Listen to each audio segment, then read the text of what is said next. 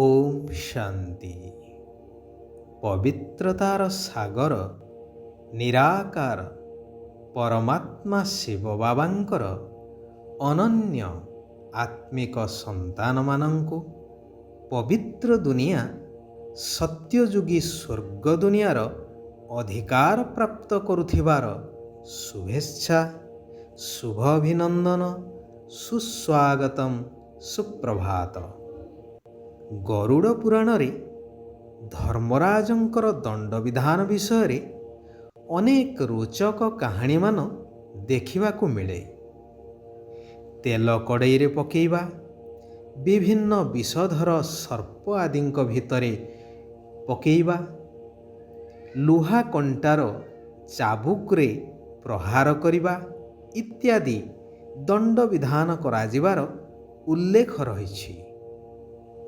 ବାସ୍ତବରେ ଏହାର ମୁଖ୍ୟ ଉଦ୍ଦେଶ୍ୟ ହେଉଛି ଲୋକମାନଙ୍କୁ ସତ୍ ମାର୍ଗରେ ପରିଚାଳିତ କରିବା, ସମାଜକୁ ଶୃଙ୍ଖଳିତ କରି ଗଢ଼ି ତୋଳିବା। ଆତ୍ମା ଶରୀର ଆଧାରରେ ହିଁ ଦୁଃଖ ବା ସୁଖ ଭୋଗ କରିଥାଏ। ଅନ୍ତିମ ସମୟରେ ଅର୍ଥାତ୍ ଅନ୍ତିମ ଶଯ୍ୟାରେ ମୃତ୍ୟୁର ଅପେକ୍ଷାରେ ରହିଥିବା ମନୁଷ୍ୟକୁ ତାର କୃତକର୍ମର ସାକ୍ଷାତକାର କରାଇ ବିଭିନ୍ନ ପ୍ରକାରର ଦଣ୍ଡର ଅନୁଭବ କରିବାକୁ ପଡ଼ିଥାଏ, ଯାହାକୁ କୁହାଯାଏ ଆଖିରୁ ରକ୍ତର ନଦୀ ବହିବ। ଥରେ ଜଣେ ନୈଷ୍ଠିକ ବୃଦ୍ଧ ପଣ୍ଡିତ କର୍ମକର୍ମାଣୀ ସାରି ଘରକୁ ଫେରୁଥାନ୍ତି। ବାଟରେ ନଦୀ ପାଖରେ ନିଜର ପୁଟୁଳିଟିକୁ ରଖି ଶୌଚ ହୋଇ ଫେରି ଦେଖନ୍ତି ତ ମାଙ୍କଡ଼ଟିଏ ତାଙ୍କ ପୁଟୁଳିକୁ ଖୋଲି ଖାଇବାରେ ଲାଗିଛି। ଏହା ଦେଖି ପଣ୍ଡିତ କ୍ରୋଧିତ ହୋଇ ତାଙ୍କ ଲାଠିଟିକୁ ମାଙ୍କଡ଼ ଉପରକୁ ଫିଙ୍ଗିଲେ। ଯୋଗକୁ ଲାଠିଟି ମାଙ୍କଡ଼ର କାନ ମୁଣ୍ଡରେ ବାଜିଲା ଏବଂ କିଛି ସମୟ ପରେ ମାଙ୍କଡ଼ଟି ମରିଗଲା। ପଣ୍ଡିତ ପୁଟୁଳିକୁ ଧରି ଘରକୁ ଫେରିଲେ। କିଛି ଦିନ ବିତିଗଲା ପରେ ପଣ୍ଡିତଙ୍କର ମୃତ୍ୟୁ ହେଲା। ନୈଷ୍ଠିକ ବ୍ରାହ୍ମଣ ଜୀବନ ସାରା ଭଲ କାର୍ଯ୍ୟ କରିଛନ୍ତି, ତେଣୁ ଦେବଦୂତ ଆସିଲେ ତାଙ୍କୁ ନେବା ପାଇଁ। କିନ୍ତୁ ଦେବଦୂତ ତାଙ୍କୁ ନେବାକୁ ଉଦ୍ୟତ ହୁଅନ୍ତେ ଯମଦୂତମାନେ ମଧ୍ୟ ଉପସ୍ଥିତ ହୋଇଗଲେ। କହିଲେ, ଆପଣମାନେ ତାଙ୍କୁ ଆମକୁ ଦେଇ ଦିଅନ୍ତୁ। ତାଙ୍କୁ ଯିବାକୁ ପଡ଼ିବ ଆମ ସାଥିରେ ଧର୍ମରାଜଙ୍କ ପାଖକୁ। ଦେବଦୂତ ନିଶ୍ଚିନ୍ତ ହୋଇଗଲେ ଯେ କି କେଉଁଠି ନା କେଉଁଠି ୟାଙ୍କର ତ୍ରୁଟି ରହିଛି, ତେଣୁ ଧର୍ମରାଜ ନେବା ପାଇଁ ଦୂତ ପଠାଇଛନ୍ତି ଏବଂ ସେମାନେ ସେଠାରୁ ଚାଲିଗଲେ। ପଣ୍ଡିତଙ୍କୁ ନିଆଗଲା ଧର୍ମରାଜଙ୍କ ପାଖକୁ। ମାଙ୍କଡ଼ ମାରିବା ଅର୍ଥାତ୍ ଜୀବହତ୍ୟା ଅପରାଧରେ ତାଙ୍କୁ ଅନେକ ଦିନ ନର୍କ ଯନ୍ତ୍ରଣା ଭୋଗ କରିବାକୁ ପଡ଼ିଲା। ଯାହା କଥିତ ଅଛି କି ପଣ୍ଡିତ ପୁଅ ମାଙ୍କଡ଼ ମାଇଲେ ଦୋଷ ନାହିଁ, ତାହା କେବଳ ଏଇ ବସ୍ତୁବାଦୀ ଦୁନିଆର ରୀତିନୀତି ପର୍ଯ୍ୟନ୍ତ ସୀମିତ। କିନ୍ତୁ ଧର୍ମରାଜଙ୍କ ପାଖରେ କେହି ବି ମୁକୁଳି ପାରିବେ ନାହିଁ। ସେ ସାଧାରଣ ଜୀବଟିଏ ହେଉ ବା ମହାନ ପଣ୍ଡିତ ହେଇଥାନ୍ତୁ, ସମସ୍ତଙ୍କୁ ଦଣ୍ଡ ଭୋଗ କରିବାକୁ ହିଁ ପଡ଼ିବ ଯିଏ ଦୋଷୀ। ସେଥିପାଇଁ ନିରାକାର ପିତା ପରମାତ୍ମା ଶିବ ବାବା କହୁଛନ୍ତି, ହେ ମୋର ଆତ୍ମିକ ସନ୍ତାନଗଣ, ଶ୍ରୀମତ ଅନୁସାରେ ପବିତ୍ର ହୁଅ, ତେବେ ଧର୍ମରାଜଙ୍କର ଦଣ୍ଡରୁ ମୁକ୍ତ ହୋଇଯିବ। ଯଦି ହୀରା ସଦୃଶ ସ୍ୱଚ୍ଛ ଚମକଦାର ହେବା ପାଇଁ ଚାହୁଁଛ, ତେବେ ମୁଁ ଯେଉଁ ଆତ୍ମଜ୍ଞାନ ପ୍ରଦାନ କରୁଛି ତାହାକୁ ପାନ କରିଚାଲ। ବିଷକୁ ଛାଡ଼, ଅର୍ଥାତ୍ କାମ କ୍ରୋଧ ଆଦି ପଞ୍ଚବିକାର ରୂପୀ ବିଷକୁ ତ୍ୟାଗ କର। କାରଣ ଜନ୍ମ ଜନ୍ମ ଧରି ଦେହ ଅଭିମାନ କାରଣରୁ ଏହି ସବୁ ବିକାରର ବଶୀଭୂତ ହେବା କାରଣରୁ ତୁମେମାନେ ଦୁଃଖ ଅଶାନ୍ତି ଭୋଗ କରି ଚାଲିଛ। ପାଞ୍ଚ ତତ୍ଵ ମଧ୍ୟ ସମ୍ପୂର୍ଣ୍ଣ ପତିତ ତମ ପ୍ରଧାନ ହୋଇଯାଇଛି ଏହି ବିକାର ଯୋଗୁଁ। ତେଣୁ ଏବେ ଏହାକୁ ତ୍ୟାଗ କରି ଏକମାତ୍ର ମୋ ଶ୍ରୀମତରେ ଚାଲ, ତେବେ ସବୁ ପାପରୁ ମୁକ୍ତ ହୋଇ ଆତ୍ମା ଦୈବୀ ଗୁଣ ଯୁକ୍ତ ସ୍ୱଚ୍ଛ ପବିତ୍ର ହୋଇଯିବ। ଏହା ହିଁ ହେଉଛି ସତ୍ୟଯୁଗୀ ପଦପଦବୀର ଆଧାର। ପବିତ୍ରତା ଉପରେ ହିଁ ସାରା ଖେଳ।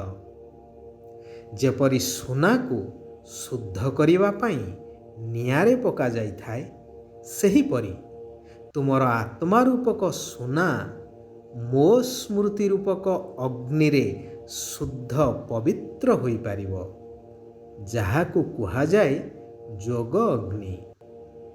ଏହାଦ୍ୱାରା ଆତ୍ମା ସଦ୍ଗତିକୁ ଅର୍ଥାତ୍ ସତ୍ୟଯୁଗୀ ସ୍ୱର୍ଗରାଜ୍ୟର ପଦକୁ ପ୍ରାପ୍ତ କରିଥାଏ। ଯେଉଁମାନେ ପବିତ୍ର ହେଉନାହାନ୍ତି, ସେମାନେ ଦଣ୍ଡ ଭୋଗ କରି ନିଜ ନିଜ ଧର୍ମକୁ ଚାଲି ଯାଇଥାନ୍ତି। ସେମାନେ ସତ୍ୟଯୁଗୀ ସ୍ୱର୍ଗ ଦୁନିଆ ଆଦି ସନାତନ ଦେବୀ ଦେବତା ଧର୍ମର ସୁଖରୁ ବଞ୍ଚିତ ରହିଥାନ୍ତି। ସେଥିପାଇଁ ମୋର ଶ୍ରୀମତ ହେଲା, ଘର ଗୃହସ୍ଥରେ ରୁହ, ସଂସାର ସମ୍ଭାଳ, ପରନ୍ତୁ ପବିତ୍ର ରୁହ, ମୋ ସ୍ମୃତିରେ ରୁହ। କୌଣସି ଦେହଧାରୀଙ୍କୁ ମନେ ପକାଇବାର ନାହିଁ, ବୁଦ୍ଧିଯୋଗ ତାଙ୍କ ସହିତ ଲଗାଇବାର ନାହିଁ।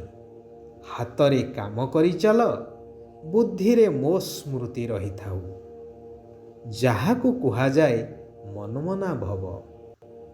ଏହାଦ୍ୱାରା ଦୈବୀ ରାଜ୍ୟରେ ଉଚ୍ଚ ପଦ ପ୍ରାପ୍ତ ମଧ୍ୟ ହୋଇପାରିବ। ସେଥିପାଇଁ ଯୋଗ ବଳ ଦ୍ୱାରା ବିକର୍ମର ସବୁ ହିସାବ କିତାବକୁ ଚୁକ୍ତ କରି ଆତ୍ମାକୁ ଶୁଦ୍ଧ ଏବଂ ବାୟୁମଣ୍ଡଳକୁ ଶାନ୍ତ କରିବାକୁ ପଡ଼ିବ।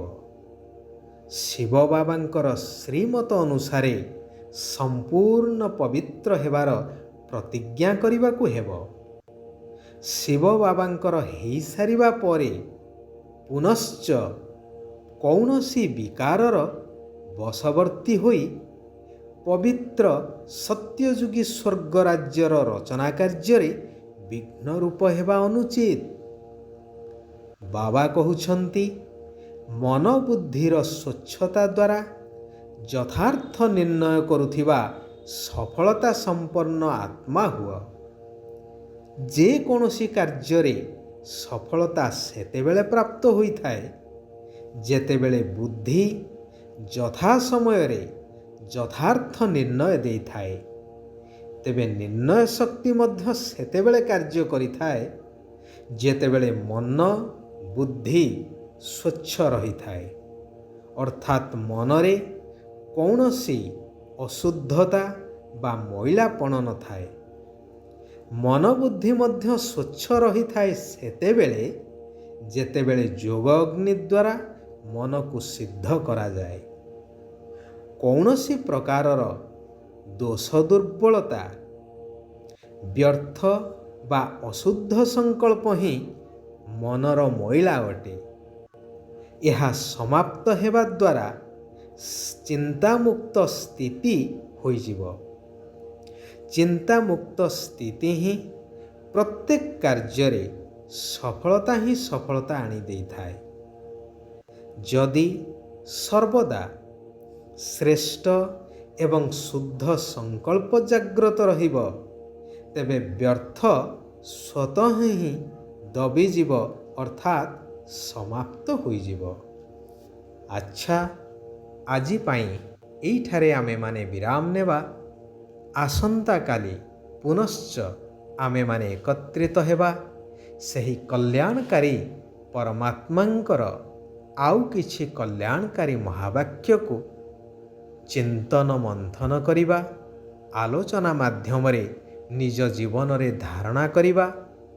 ସାରା ବିଶ୍ୱର କଲ୍ୟାଣ କାମନା କରି ନିଜର ଉନ୍ନତିର ଚିନ୍ତା କରି ବିଶ୍ୱ ପରିବର୍ତ୍ତନର କାର୍ଯ୍ୟରେ ନିଜକୁ ସହଯୋଗୀ କରିବା।